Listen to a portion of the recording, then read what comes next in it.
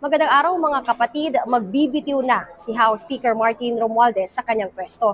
Andito nga tayo ngayon sa kanyang opisina, no, sa labas ng Speaker's office. Dito nga po yan sa Kamara at kinumpirma mismo ni House Deputy Speaker Ronnie Puno na magbibitiw na po, magre-resign na bilang Speaker. Ito si Legislative Representative Martin Romualdez. Actually, kwento ni DS Puno, matagal-tagal na, mahigit 3 weeks na rin daw po pinag-iisipan, binabanggit sa kanila ni Romualdez yung pag-resign o pagbibitiw nga po sa pwesto. Ito'y para maharap na rin niya yung mga akusasyon at mga paratang tungkol nga doon sa flood control projects at iba pang issue.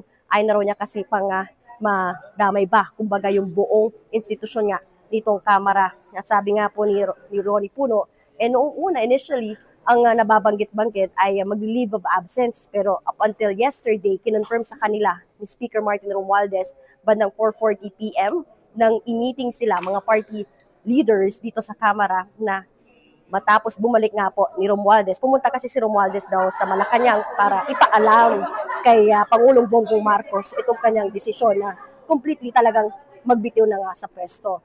Thanks for watching, guys. Please like, comment, follow, subscribe, and share. Again, it's Q Mountains Puppies. Thanks.